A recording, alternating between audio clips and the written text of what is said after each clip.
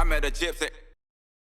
What do you think that moto could do to be cooler than what it is? Like, in what way? Well, you look at skate is so intertwined with music and fashion and culture, and we just have like the biggest disconnect. Trevor's like kind of the only guy. Yeah. And I feel like Ando as well, like really has his own kind of style.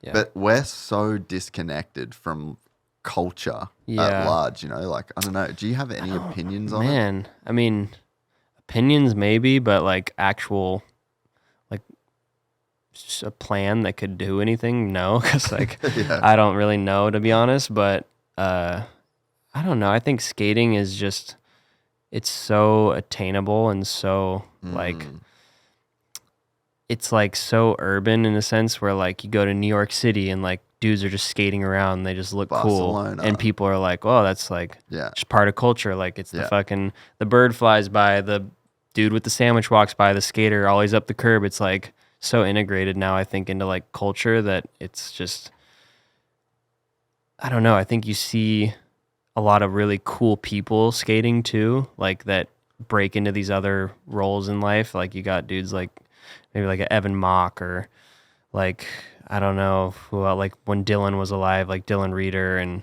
they like transcend through skating and it like makes people outside of skating respect it. And I feel like, I don't know, I don't really see anyone in moto that's done that yet on like a cultural level. And maybe it's just because it's like a faceless sport. Like the helmet might be part of it. Like you're just not, I don't know, the like connection to the person might not be as easy to make as like someone who, like a Dylan, who's this like, was this super handsome guy who was extremely talented at skating. And it was just like girls loved him and skaters loved him. And like, you were just, he just looked good. He had good fashion, good style. And like at the end of the day, no one's walking around in Alpine Star gear, you know? So it's, I guess, I don't know. Like I think what Trevor's doing is really cool. Like I personally like seeing someone in like, I don't know, cool looking clothes who can just like scrub the fuck out of the corner jump at Glen Helen. It just looks rad to me. But I don't know. I mean, I think it's just a harder barrier to enter moto than skating. Like skating is like pretty easy to get into if you want. Yeah. And you just take it on a train, take it on a plane, take it. Whatever, yeah. And like you can just go to a skate shop and buy a board and a pair of shoes for $250 total, like all said and done probably. And next thing you know, you're just sitting at the park in New York or wherever, LA, and like you're like a skater, I guess, you know? Yeah. Like it's, I don't know, a little harder, I guess, to get into moto. But it seems like moto kind of, they want to just not allow it in, if that makes sense. I totally do. Skating kind of allowed it, and that's what kind of, I feel like, broke skating into that next level of like cultural acceptance where like, you know, rappers and whatever high fashion brands are like looking at skaters as like cool and like what's hot in certain ways. But I don't know, I think maybe moto, it seems like moto just wants to just focus on who's gonna win that weekend, and maybe it's just too much to like take on as a rider to, I don't know, because the stakes are less high with skating, that's for sure. Yeah, but you look at like the whole, like that whole ASAP mob, like ASAP Ty, and you got the Meek Mill, and like the motorcycles are such a huge part of the culture as well. For sure. There's so many dope people that are into it. But yeah, like, they like, just not seems like they don't care about like actual moto. Yeah. They just like the bikes. Yeah, but maybe it's just like they're just not, maybe there just isn't the right pathway into it in a sense. I think maybe it's like, I mean, I feel like those guys have no desire to go to a track and try to hit a jump. They just want to wheelie through the streets. And like, that's kind of parallel to skateboarding. Like they just, it's like urban, you know? Like, I don't know, that maybe the track thing is almost this like other world that they don't want to enter maybe. Yeah. The helmets thing, I wish it was like people always say, we don't need more fucking rules, brother. But it's like literally make the rule that until the 2-minute board goes up, you are not allowed to wear a helmet. Yeah. Just that's the rules. Yeah. I don't care whether you don't like it. And there's such a, I mean, riders would fucking hate that rule. Yeah. Because then they just get to like go into the zone, put the goggles on because you're so nervous. There's so much going on. The stadium's full. But I just think it's insanely important that you see the faces of the riders. That's like the relatability aspect. Well, Jet, great looking kid. Yeah, Danger Boy, great looking kid. Like there's so many, like Chase, another good looking dude. It's like there's so much personality and marketability. And like for my wife, for your wife, to like pick a guy. My wife's favorite rider is Joe Shimoda. Why? Because he's cute. Yeah. Literally, she likes anime. Japan's her favorite country. And he's cute. That's what she based her favorite fucking rider on. Yep. That's it. And there would be people out there that live in fucking Dakota and they're like, Aaron Plessinger is my fucking favorite guy because he looks like a cowboy. Yeah. You know what I mean? So it's just like there's so much in showing the rider, not just like showing their personality. Yeah. The fucking person. Like, what does that guy look like? Yeah. And we just fully don't do that.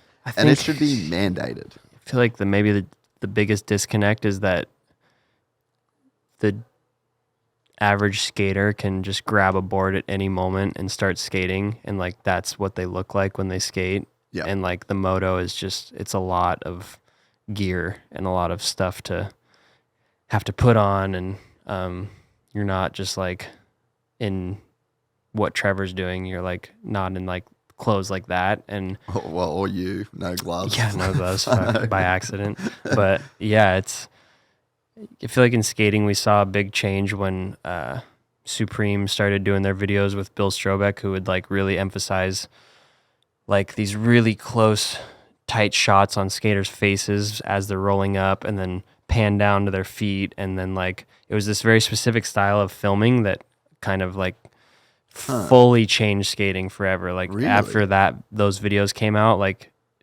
skate filming completely changed, and it just made it more about like the person, not so much the trick. Yeah. Where before it was like static, like this is a gnarly trick, and it was just like a static HD angle or maybe like panning a little bit.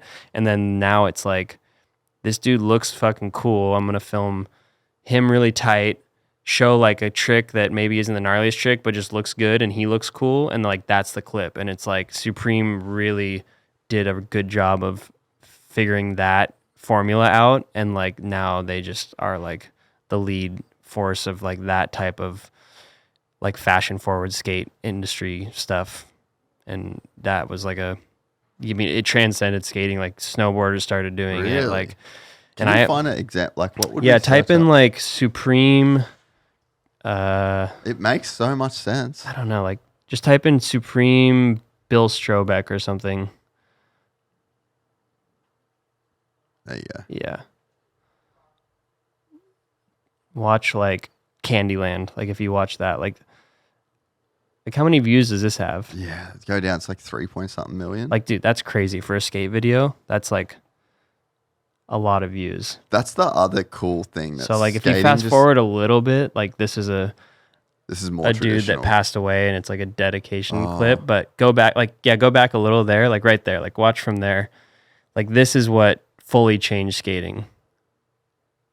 And a lot of people did not like it, but there's a lot of people like, it's funny because my dad went to one of the premieres of the Supreme video, and he was like, felt like I was watching like a catalog lookbook, but a video. Yeah. And I was like, wow, they actually are like geniuses for the way they did this whole thing. But you can see how it's just really like a lot of action going on. No shit, bro. This is really obvious. Yeah, and it's something that like definitely changed the way all skate filmers film now. Like most skate videos you'll watch have this look to it where it's like you're going to see the skater's face a lot. You're going to see a lot of real tight, like No way. Yeah, it's pretty interesting. Yeah. And I always wondered, I'm always like, I wonder if there's a way to like do it in moto, but like there's not really. Yeah. What do you... And this is like almost like where trends happen. Like this trend took over most sports where you could film like this. Yeah. And I feel like maybe like even stuff like that is where moto got left behind a little, because it's the same, just like you can only really film moto so different. And like this really like changed how skate videos are made. And then it like all other sports kind of followed suit. Like I feel like I'll even see like, even in BMX, you see like the tight face shot is like critical now in like board sports. Never noticed that. I mean, I'm not that I'm like super clued in. Yeah. Go to Red Bull Homegrown. So this was the last video that I really ever worked on, and like watch the production of this. Skating got super over production. Yeah, like the Ty Evans. They don't want that. Nah. Like watch this, dude. This does not exist. Go full screen, Rose. Like this doesn't exist. This was almost a year of work. And how long is this video? Like I shot that there. Yep. And it's like we just did so much fucking work, and it was just like days and days and days of filming, months and months of building, and like that this doesn't exist now. Yep. Like the way that this was shot. And I think Instagram changed it. Like honestly, Buttery and Axel, those guys fully fucking changed. For sure. The way that moto Well, I mean, it's kind of presented. the same concept of like, not saying the Supreme guys aren't great skaters. A lot of them are amazing skaters, but it's this aspect of like, you can look cool and that's like enough. Yeah. You don't have to be the best guy. Yeah. Like for people to want to watch you do something. And I feel like Buttery and those dudes especially kind of tapped into that a little bit. And I mean, like if you watch any skate video now, it's going to look a lot like how that last one did. And it's interesting because there's like, you know that magazine Jenkem? Have you ever heard of Jenkem magazine? It's like a skate magazine, but they do a lot of like, just like, I don't know, interesting like pieces about stuff. And there's like this one that they did about, it's like the year skateboarding changed, and it's like talking about how this video called Pretty Sweet, which was like, I remember that. That video, it was talking about how that video flopped and like the rise of like these more like raw type grunge, Bill Strobeck grungy like vibe type videos started becoming lo-fi almost. Lo-fi started becoming like the desired look, and it was like an interesting article just about like that was fully when skating changed. Like it wasn't about like these gnarliest pro skaters possible, which is maybe also where the moto thing doesn't quite translate into culture. It was more about like, look at these kids in New York that are just fucking look cool. Yeah. And like they rip, they're not Nijas, but like we can make them look fucking cool. And the next thing you know, they're like, you know, all the high end fashion brands are like using them for modeling. And like, they're like, these kids are cool. Like that's kind of, I think what separates skating a little from maybe from moto is nowadays it's not about being number one. It's like just about looking cool. Yeah. I mean, this was like, I don't remember too much after this. Yeah. You know, and I think that this is almost like the Pretty Sweet. For sure. In a way. No, and everyone followed suit where like the HD, the super overproduced, like, because it did work for a while. That's what people wanted. And then it was like, no, people want just no tripod, like, tripod's done in skating. Right. When he started working for us, I used to be like, where the fuck is your tripod? Dude, tripod is for 10 years done. And I carried a heavy-ass tripod all over the world. And I'm like, where's all your lenses? Where, like, nothing. They just walk around the track with a fucking... Yep, well, handheld. That's it. Yeah, and the edits look cool. Yeah. I mean, at least you dudes like Bull Boy and those guys, like, the edits look cool. Those kids, I think, understand what that type of vibe is, like the Supreme videos, and you can tell that they've done what they can to translate it into like a moto vibe, and that's kind of what I feel like you see when you see like Bull Boy's edits, or probably like a Anderson you know, he gets it. Like, I feel like he follows skating enough to understand what the culture is doing over there. And yeah, it's weird because now that's almost kind of on the way out, the like Bill Strobeck thing, I feel like. And I personally don't even really know what the next thing is. Next? Like, it's weird. It's like the trend forecast is crazy in skating. You cannot like predict what's going to happen. It's weird. Yeah. And then I think that's where, like, for whatever we don't have in terms of mainstream, it's like the racing thing is just, it's just like this steady line.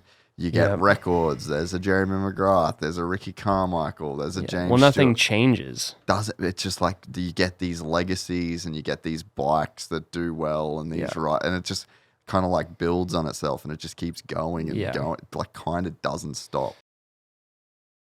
If you enjoyed this content, please like and subscribe. And to listen to the full 3-hour podcast, search Gypsy Tales in your favorite podcast platform or click the link in the description below. Gypsy Gang.